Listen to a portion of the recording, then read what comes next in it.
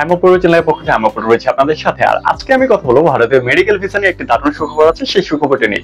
সেই ক্ষেত্রে ভারতীয় মেডিকেল ভিসা প্রত্যাশীদের জন্য এই ব্লগটি অত্যন্ত গুরুত্বপূর্ণ হতে চলেছে। হ্যাঁ, সম্প্রতি ভারতীয় হাই কমিশন থেকে একটি বিজ্ঞপ্তিতে বলা হয়েছে ভারতীয় মেডিকেল ভিসা এখন থেকে পাওয়া যাবে মাত্র একদিনে।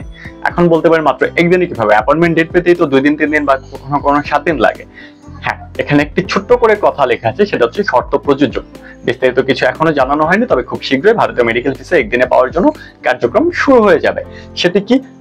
আপনি যেদিন ভারতীয় মেডিকেল ভিসার জন্য অ্যাপ্লাই করবেন, আপনি সেদিনই ভিসার অ্যাপয়েন্টমেন্ট ডেট পেয়ে যাবেন। অথবা দেখা গেল আজকে 8 তারিখ, আজকে আপনি মেডিকেল ভিসার জন্য অ্যাপ্লাই করছেন, আপনি আগামীকালকে সকালে ভিসার জন্য অ্যাপয়েন্টমেন্ট ডেট পেয়ে যাচ্ছেন এবং আগামী পরশু দিন আপনি ভিসা পেয়ে যাবেন। মানে 1 কর্মদিবসের ভিতরে, জমা দেওয়ার 1 কর্মদিবসের ভিতরে আপনি ভিসা পেয়ে যাচ্ছেন এবং জমা দেওয়ার জন্য ডেটটি পেয়ে যাবেন 1 কর্মদিবসের ভিতরে। কখনো কখনো যেদিন অ্যাপ্লাই করবেন সেদিনই আপনি অ্যাপয়েন্টমেন্ট ডেট পেয়ে যাবেন।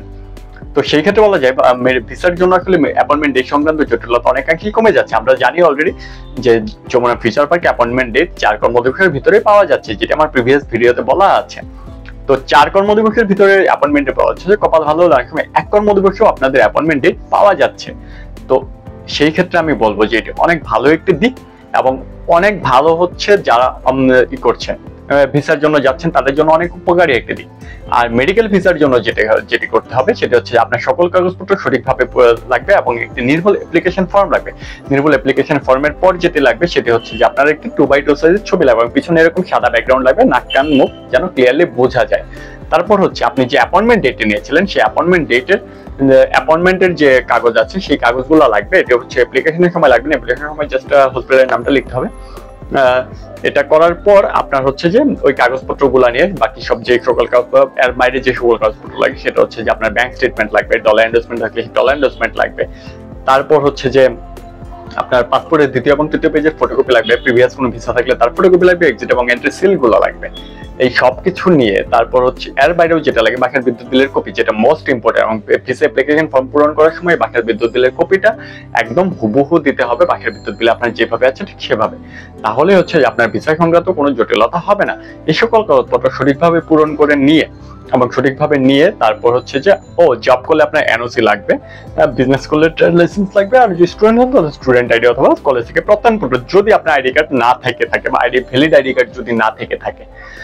আর এই সকল কিছু নিয়ে আপনি নির্দিষ্ট ডেটে গিয়ে মেডিকেল ভিসার জন্য জমা দিবেন এবং জমা দেওয়ার পর আপনারা খুব সহজে মেডিকেল ভিসাটি পেয়ে যাবেন।